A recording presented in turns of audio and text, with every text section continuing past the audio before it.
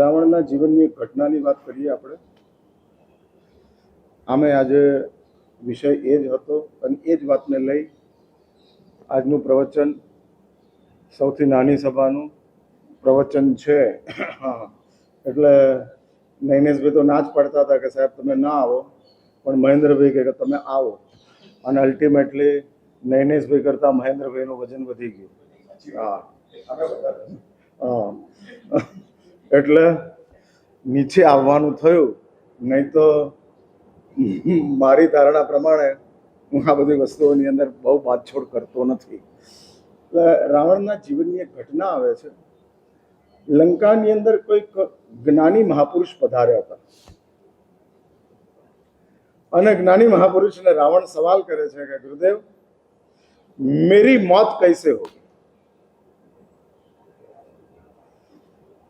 મૃત્યુ જેને સમજમાં આવે છે તે માણસ છે, જીવન જેને સમજમાં આવે છે તે પશુ છે. પશુને જીવન સમજાય, મોત ન સમજાય, અને માણસને મૃત્યુ સમજાય. જીવન તો બાય ડિફોલ્ટ મળેલી ચીજ છે, મેળવવાની નથી, મળેલી છે. મેળવવાનું છે, મૃત્યુ મેળવવાનું છે. અને માટે જૈન શાસ્ત્રકારો કહે છે કે જે મોતને ઓળખે છે તે માણસ છે, જે પરલોકને સમજે છે તે જૈન છે, અને જેની નજર પરમલોક તરફ છે એ સાધુ છે. શા માટે મુનિ જીવન? અર્થ કામ વિષય કશાય એના માટે આ મુનિ જીવન છે જ નહીં. પ્રશંસા પ્રસિદ્ધિ આ મુનિ જીવનનું કોઈ લક્ષ્ય નથી. મુનિ જીવનનું લક્ષ્ય હોય તો એક જ લક્ષ્ય છે, પરમ પદને પ્રાપ્ત કરવું છે. આચાર્ય અન્નિકા પુત્રને એવા જ્ઞાનીય ગુરુએ કીધું, સાધ્વીજી ભગવંતને વિતરાગતા સર્વજ્ઞત્વનો પ્રકાશ પ્રાપ્ત થયો છે, અને અન્નિકા પુત્રને ખબર પડી છે કે આ સાધ્વીજી મહારાજ સર્વજ્ઞ છે. જંગાબર ખતમ થઈ ગયું હતું. જૈનાચાર્ય અન્નિકા પુત્ર એકલા જ રહેતા હતા. સાધ્વીજી ભગવંત ગોચરી લાવીને આપતા હતા, અને એ રીતે એમનું શેષ જીવન પસાર કરી રહ્યા હતા. અને એ અન્નિકા પુત્ર આચાર્યને ઘટના હું અત્યારે લેતો નથી, પણ એ ઘટનાની અંદર સાધ્વીજી મહારાજ સર્વજ્ઞ છે આવા ખ્યાલ આવતાની સાથે અન્નિકા પુત્ર આચાર્ય પૂછે છે કે મારો મોક્ષ ક્યારે? મને ક્યારે અજન્મ અવસ્થા પ્રાપ્ત થઈ જશે? સંસારની યાત્રાઓ બહુ ભયાનક છે. પુણ્ય છે ત્યાં સુધી અંધકાર દેખાતો નથી. હા, એક પુણ્યનું ફોકસ ચાલે છે, અને પુણ્યનું ફોકસ ચાલવાના કારણે, અને ફોકસ જ્યાં સુધી છે ત્યાં સુધી અંધકાર દેખાતો નથી. પણ જેવું પુણ્યનું ફોકસ જશે એની સાથે અંધકાર આપણી સામે આવીને ઉભો રહી જશે. અને માટે જ જૈન શાસ્ત્રકારો કહે છે કે જો તમારું લક્ષ્ય મોક્ષ મેળવવાનું હોય, જે કોઈ તપ, ત્યાગ, વ્રત, જપ, અનુષ્ઠાન આ બધું આપણું ચાલી રહ્યું છે, એ બધાની પાછળનું આપણું ધ્યેય માત્ર ને માત્ર અજન્મ અવસ્થા. અને અન્નિકા પુત્રને કીધું કે ગુરુદેવ, આપનો મોક્ષ આ નદી પાર કરો અને થઈ જશે. અને ચાલવા માંડ્યા. જ્ઞાની ગુરુએ એવું કીધું છે કે નદી પાર કરો અને મોક્ષ મળશે. એવું નથી કીધું કે સાંજે કરો કે સવારે કરો કે બપોરે કરો. જ્યારે નદી પાર કરશો ત્યારે મોક્ષ પ્રાપ્ત થઈ જશે. અને ચાલવા માંડ્યા. હું એ વાત કરવા માંગુ છું કે જેને મૃત્યુ સમજમાં આવે તે ઇન્સાન છે. આપણી નજર આપણા મૃત્યુ તરફ ખરી? દિવસમાં એકાદ વાર, બે ચાર વાર મોત આપણને યાદ આવે એવું ખરું? કેટલી મોટી કમનસીબી છે, માણસ તરીકેની પણ પાત્રતાની અંદર હજુ આપણે પ્રવેશ્યા નથી. જીવન સમજાય એ તો પશુતા છે. જીવન મીન્સ આહાર, ભય, મૈથુન, પરિગ્રહ. આ જ જીવન છે. આનાની જ સાયકલો ચાલે રાખે છે. હા, આહારની અંદર તમે કંદમૂળ ન ખાઓ, રાતે ન ખાઓ, એટલે આ તમારો આહાર. આહાર સંજ્ઞા ઇન બ્રેકેટ ધર્મ. In bracket. રાતે નથી ખાતા,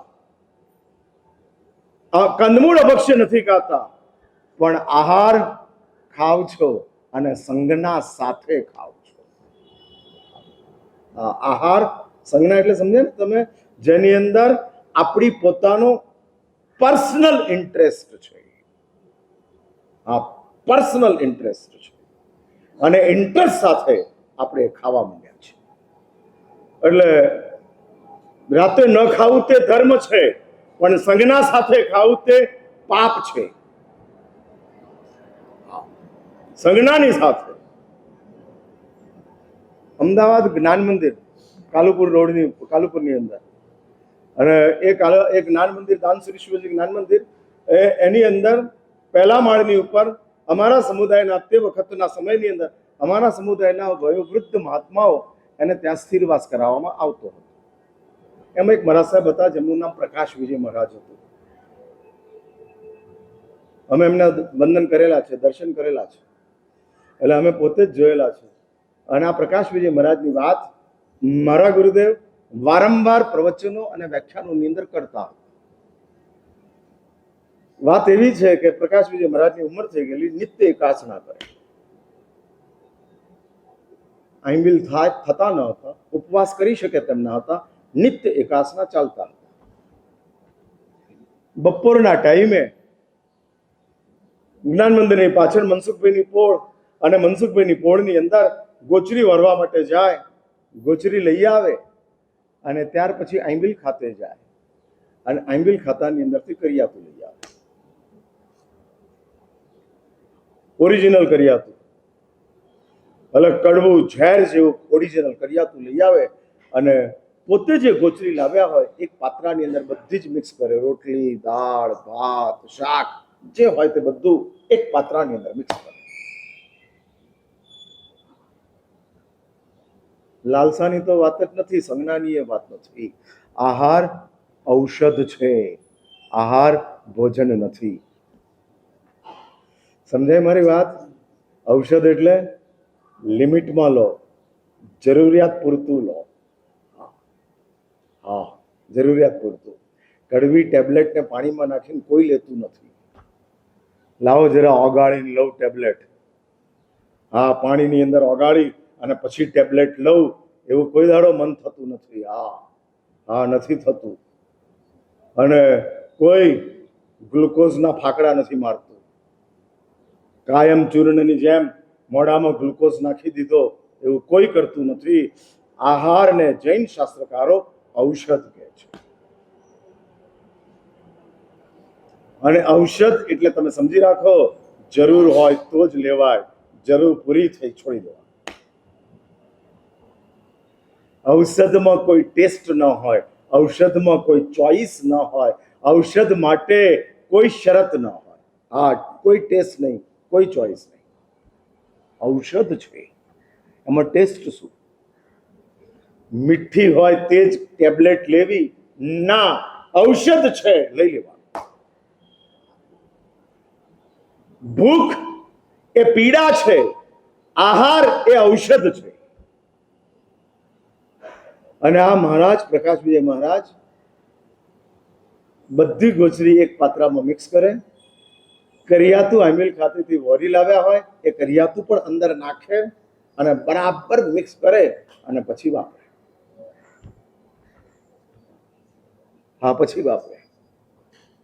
અઠવાડિયામાં એક દાડો દિવેલ ચોપડીની રોટલી વાપરવી, યાદ જોડવા છે?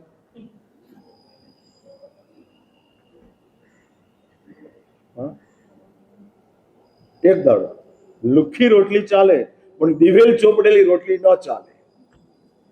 હા, અઠવાડિયામાં એક દાડો ટ્રાય તો કરી જુઓ. હા, નથી ચાલતું. અને આ મહાત્માઓ છેલ્લી સદીની અંદર અમદાવાદની અંદર થયેલા આ મહાત્માઓ સંજ્ઞા નહીં, ઔષધ. હું એ વાત કરવા માંગુ છું કે આપણા જીવનની અંદર જીવન જ સમજાયું હોય, સાવધાન થાવ, સાવધાન થાવ. તમને એક બાજુ ધર્મ આટલો બધો ગમે છે, અને બીજી બાજુ આપણી પાસે ધર્મ કરવાની પાત્રતા કે ધર્મ કરવાની સમજ કેટલી પેદા થઈ છે એ મોટામાં મોટો સવાલ છે. ગમવાની મેટરની અંદર ધર્મ જ ગમે છે. આ તમારા બધા તરફથી હું કહી દઉં છું. પણ આ ધર્મ કરવા માટેની પાત્રતા કેટલી? ગમવું એ અલગ ચીજ છે અને પાત્રતા તે અલગ ચીજ છે. હા, હોટલનું ખાવાનું 106 ડિગ્રીના ટાઇફોઇડના દર્દીને પણ ગમે છે, પણ પાત્રતા નથી. હા, હોટલનું ખાવાની પાત્રતા ટાઇફોઇડના દર્દીએ ગુમાવી દીધી છે. એ જ રીતે આપણને ધર્મ ગમે છે, પાત્રતા કેટલી? હા, ના એવું કે ને, ગાડો પણ રાજકુમાર હોય, રાજાને ત્યાં જન્મ્યો છે. હા, એટલે રાજાને ત્યાં જન્મ્યો છે, મેન્ટલી રિટાર્ડેડ છે, એ કોણ કહેવાય? હા હા, રાહુલ નહેરુ પરિવારનો જ સભ્ય ગણાય. હા, રાહુલ એ ભલે પપ્પુ હોય પણ રાહુલ નહેરુ પરિવારનો સભ્ય. હા, એટલે એવું જરૂરી નથી. જો એક વાત સમજી રાખજો, મળવું તે પુણ્ય છે, સમજવું તે પાત્રતા છે. આની ચર્ચા આપણે ક્યારેક કરશું, બહુ વિસ્તારથી હું તમારી સમક્ષ કહીશ. હા, મળી જવું તે પુણ્ય છે. 5 વર્ષની ઉંમરના બાબાને 25,000નું ઘડિયાળ મળી જવું પુણ્ય છે, પણ એ 25,000 રૂપિયાનું ઘડિયાળ સમજવું એ પાત્રતા છે. અને આ આપણી કમનસીબી છે. એ પાત્રતા મીન્સ એની વેલ્યુ ખબર પડે. મળવું તે પુણ્ય છે, મૂલ્ય સમજવું તે પાત્રતા છે. આવા તો ઘણા બધા વેરિએશન હું આપતો જઈશ. પહેલી એક વેરિએશન મેં આપ્યું, મળવું તે પુણ્ય, સમજવું તે પાત્રતા. શું મળ્યું છે એ સમજ. હા, કઈ ચીજ મળી છે? પથ્થર અને ચિંતામણી બે તને સરખા લાગતા હોય તો મળેલા ચિંતામણીની કિંમત શું છે? બે સેમ લાગે છે. અને એકમ નસીબી લઈને આપણે જીવીએ છીએ. સંસાર અને ધર્મ બે સરખા લાગે છે. હા, બે ચીજ સમાન લાગે છે. દાન પણ સારું લાગે છે અને કમાણી પણ સારી લાગે છે. શીલ પણ સારું લાગે છે અને પત્ની પણ સારી લાગે છે. ભોજન પણ સારું લાગે છે અને તપ પણ સારું લાગે છે. બંને ચીજ સારી લાગે છે. એટલે પથ્થર અને ચિંતામણી બે સરખા લાગે છે. તો મળેલું ચિંતામણી કામનું શું? જો તમે ચિંતામણીને સાચવી ન શકતા હો અને પથ્થરને ફેંકી ન શકતા હો તો તમે સમજ્યા શું છો? કઈ સમજ આપણને પ્રાપ્ત થઈ છે? નથી મળી. હા, નથી મળી. અને એક કમનસીબી છે. જ્યારે રામને એવું ખબર પડી છે કે આ ભાવની અંદર અમારો મોક્ષ થવાનો છે અને રામચંદ્રજી નાચ્યા છે, કારણ કે રામચંદ્રજીને ડર હતો કે લક્ષ્મણ પ્રત્યેનો મારો રાગ મને મોક્ષ નહીં આપવા દે. પણ કેવળ જ્ઞાનીએ કીધું કે તમારો મોક્ષ આ જ ભાવમાં છે અને રામ નાચ્યા છે. આવતા ભાવમાં તમને સ્વર્ગ મળવાનો છે અને તમે નાચો છો. સાંભળી મારી વાત? શું કીધું? હા, અને આપણે નાચીએ છીએ. જેની પાસે સમજ હોય અને સ્વર્ગ અને સાતમી નારક બે સરખી લાગે. સાંભળો છો ને મારી વાત? હા હા, એકલું ક્રીમ આપું છું. હા, જેની પાસે સમજ છે અને સાતમી નારક અને સ્વર્ગ બે સરખા લાગે. અલ્ટિમેટલી બે સંસાર છે. સાતમી ગણો કે સ્વર્ગ ગણો, બે સંસાર છે. શું કરવાનું? હા, શું કરવાના? લાશને તમે આભૂષણોથી શણગારો, એનાથી લાશ જીવતી નથી થતી. લાશ લાશ જ છે.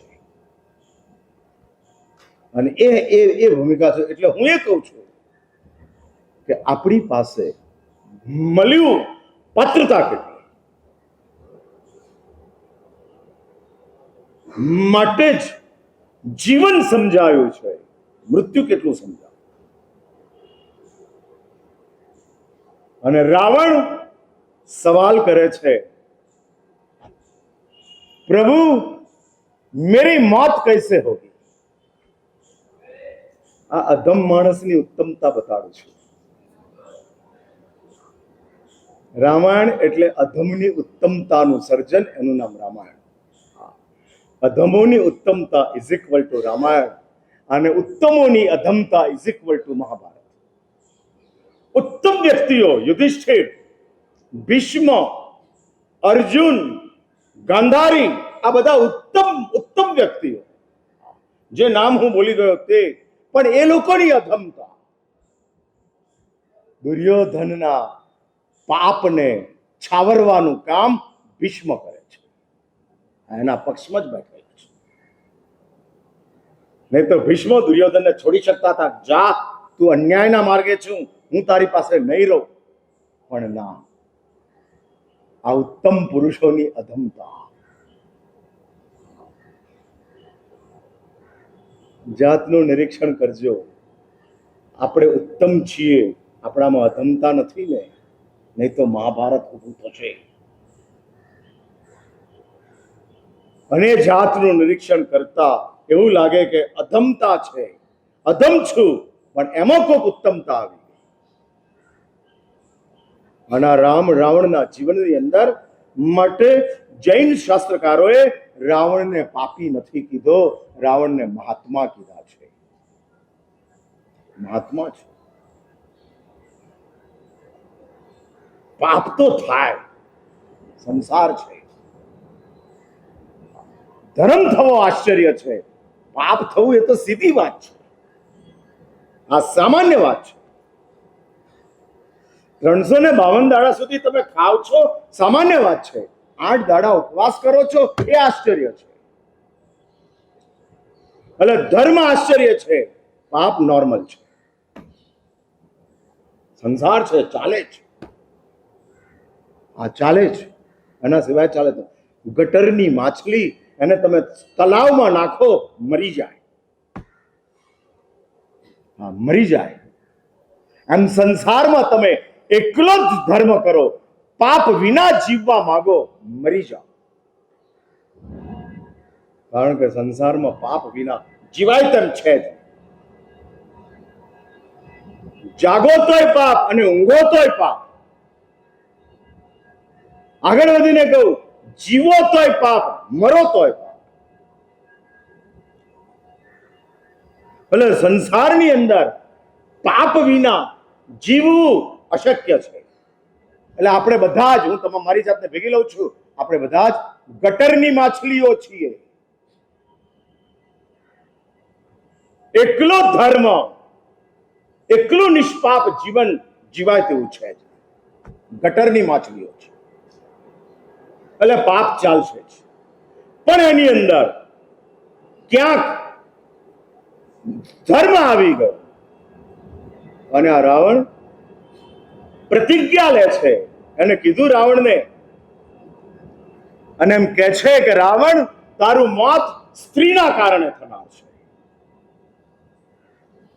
ગુરુદેવ, શું વાત કરો છો? સ્ત્રી મારા મોતનું કારણ? હા.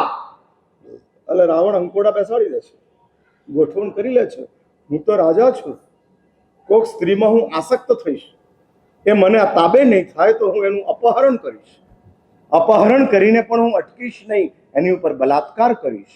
અને આ બધાના કારણે એનો પતિ રાજા હશે, મહાબલવાન હશે, મને મારી નાખશે, ખતમ કરી નાખશે. અને એ રીતે મારું મૃત્યુ થશે. નહીં જોઈએ, નહીં જોઈએ. અને ત્યાં રાવણ પ્રતિજ્ઞા લે છે, પરસ્ત્રી ન ઈચ્છતી હોય ત્યાં સુધી મારે તેને સ્પર્શ સુદ્ધા ન કરો. આ રાવણની પ્રતિજ્ઞા છે. અને આ રાવણ, જેના જીવનની અંદર અપહરણ એ પાપ છે, પણ આ પ્રતિજ્ઞાને વફાદારી સાથેનું પાલન, આ પૂર્ણ વફાદારી સાથે, જેમાં કોઈ એક્સક્યુઝ નહીં, આ કોઈ એક્સક્યુઝ નહીં. અને બીજી વાત જૈન રામાયણની અંદર હેમચંદ્ર સુરીશ્વરજી મહારાજ લખે છે કે રાવણ દરરોજ બપોરના ટાઈમે સીતાને સમજાવવા માટે જતા હતા અને દરરોજ સાંજના ટાઈમે રાવણ પરમાત્મા મુનિસુરતના મંદિરમાં જતા હતા. લંકાની અંદર જોવાલાયક સ્થળોની અંદર મુનિસુરત સ્વામી ભગવાનનું રાવણનું ગ્રહ મંદિર નોંધાયેલું. જોવાલાયક સ્થળોની અંદર કાંકરિયા અને રિવરફ્રન્ટ જેમ અમદાવાદમાં જોવાલાયક ગણાય ને, હવે ગણાય એમ થોડા ઘણા 10% 20%. એવી રીતે રાવણનું ગ્રહ મંદિર દર્શનીય.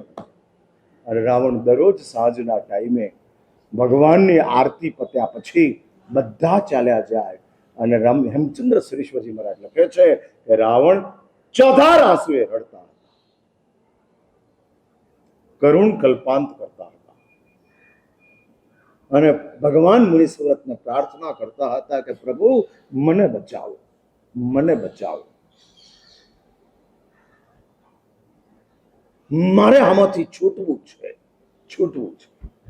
ભલે આપણા જીવનની અંદર રાવણ જેવા પાપ નથી, પણ જે છે એ પાપ માટે આપણો પશ્ચાતાપ કેટલો.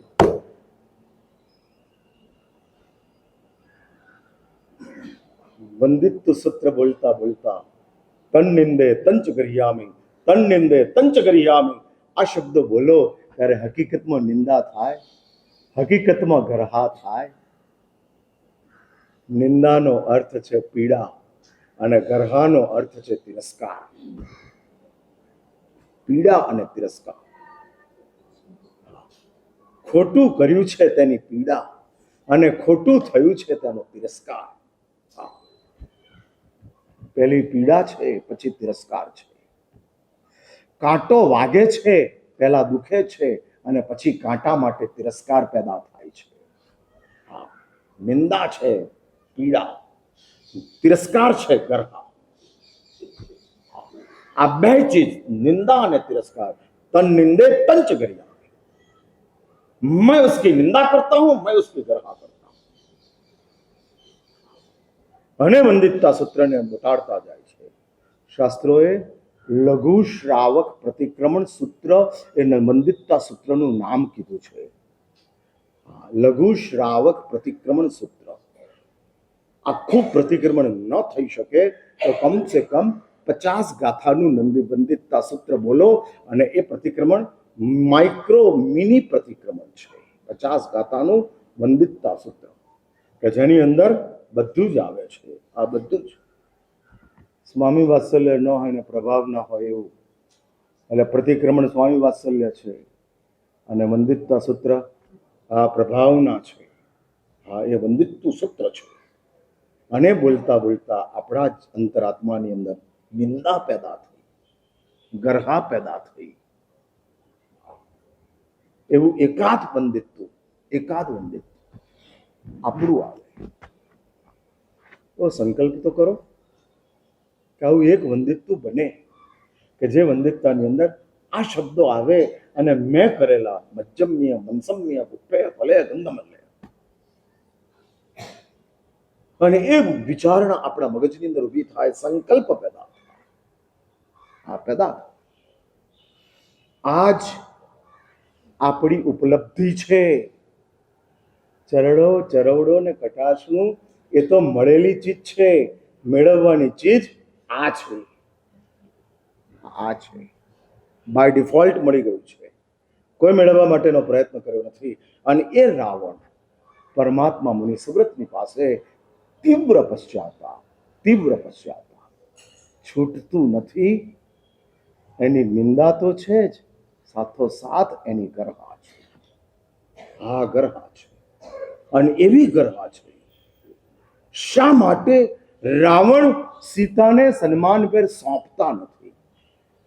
હા, રામે એટલું જ કહેવડાવ્યું છે કે તમે સીતા સન્માનભેર પાછી સોંપી દો, હું યુદ્ધ વિના ચાલ્યો જઈશ. અને આ સવાલ મંદોદરીએ રાવણને પૂછ્યો છે. ક્યાંક અજૈન રામાયણની અંદર આ વાત આવે છે. આ વાત લઈને વાત પૂરી કરું છું. અને એ મંદોદરીએ સવાલ પૂછે છે કે જ્યારે તમે પોતે એવું માનો છો કે આ ખોટું છે, તો શા માટે સીતાને પાછા સોંપતા નથી? અને મંદોદરી પૂછે છે કે સ્વામીનાથ, એ કહો કે સીતાના રૂપ અને મારા રૂપમાં કોઈ કમી ના છે? नहीं मंदोदरी, सीता तो जंगल में भटकने वाली है, कोई उसका वस्त्र का ठिकाना नहीं है, छालिया का वस्त्र पहनती है, स्नान वगैरह का भी ठिकाना नहीं है, उसका सौंदर्य क्या, तेरा सौंदर्य बहुत है। અને ફરી મંદોદરી બીજો સવાલ પૂછે છે, स्वामीनाथ दूसरा एक सवाल है, सीता का शील और मेरे शील में कोई फर्क? અયોધ્યામાં સીતા જેમ મહાસતી હતા એમ લંકાની અંદર મંદોદરી મહાસતી, એવું એનું શીલ હતું. હા, એ શીલ હતું. અને આ મંદોદરી પૂછે છે અને રાવણ ઉભા થઈને કહે, ક્યા બાત કરતી है, मैं जानता हूं मनसा वाचा कर्मणा, रावण के अलावा तेरे हृदय में कोई नहीं है, इसलिए मंदोदरी कहती है कि तो स्वामीनाथ रूप અને શીલ બંને મેં હું સીતા જેવી છું, તો શા માટે સીતાની પાછળ પડી અને મોતને ભેટો છો? અને ત્યારે રાવણ કાઉન્ટર બે સવાલ પૂછે છે, काउंटर બે सवाल। અને રાવણ મંદોદરી ને કહે છે, ठीक है मंदोदरी, तेरा दोनों सवाल का जवाब मैंने दे दिया, अभी मेरा 2 सवाल है, उसका तू जवाब दे। અને મંદોदरी ने रावण पूछे છે, बताओ मंदोदरी, इस धरती के ऊपर मेरे से ज्यादा धनवान और कोई है? અને ત્યારે મંદોદરી કહે છે, स्वामीनाथ सोने की लंका के आप मालिक हो, 9 ग्रह आपके पैरों में बैठे हैं, स्वर्ग में जाकर स्वर्ग के बलवान देवों को आपने चैलेंज दिया है, आपसे ज्यादा धनवान और कोई नहीं, कुबेर भी आपकी सेवा में है। ठीक है मंदोदरी, अभी दूसरा सवाल कि मेरे से ज्यादा शक्तिशाली इस संसार में और कोई है? અને ત્યારે મંદોદરી કહે છે કે નો, 1000 विद्या आपने सिद्ध की है, आपसे ज्यादा कोई शक्तिशाली नहीं है, आपसे ज्यादा कोई धनवान नहीं है, बस मंदोदरी यही एक कारण है कि मैं सीता को वापस लौटा नहीं सकता। तो मंदोदरी कहते मैंने कहीं समझाયું नहीं, मैं ज्यादा धनवान हूं और मैं ज्यादा शक्तिशाली हूं, इसलिए जो पकड़ता हूं वो छोड़ता नहीं। ધનવાન માણસો પોતાનું મમત છોડવા માટે તૈયાર ન થાય, શક્તિશાળી માણસો પોતાની શક્તિની ઉપર એવા એક મુસ્તાક હોય કે જેના કારણે કોઈ સાથે સમાધાન કરવા માટે એ તૈયાર ન થાય। અને માટે જ રાવણ કહે છે કે હું જીતીને પણ સીતા પાછી જ સોંપવાનો છું, મરીને મને મારીને રામ લઈ જઈ શકશે, અથવા તો હું જીતીને પણ સીતાને પરત કરીશ, પણ હું સીતા સન્માનભેર તો પાછી નહીં જ આપું। આ રાવણના જીવનની કેટલીક વિષમતાઓ અને વિશેષતાઓ માટે જ રાવણની પાસે એક વાત સમજવા જેવી છે, ભલે પાપ છે પણ એનો પશ્ચાતાપ ઓર તીવ્ર છે। અને હું તો એવું માનું છું કે પાપ થઈ ગયા, મેટર ઇમટીરિયલ, પશ્ચાતાપ જો આપણા જીવનમાં જાગૃત થાય તો પાપો આપણા માટે નિષ્ફળ છે, નિરર્થક છે। તમે સૌ આ ભૂમિકાને તમારા જીવનની અંદર આત્મસાત કરો, એવી અંતિમ મંગલ અભ્યર્થના સાથે મારી વાતોમાં વધારાની ઈચ્છા।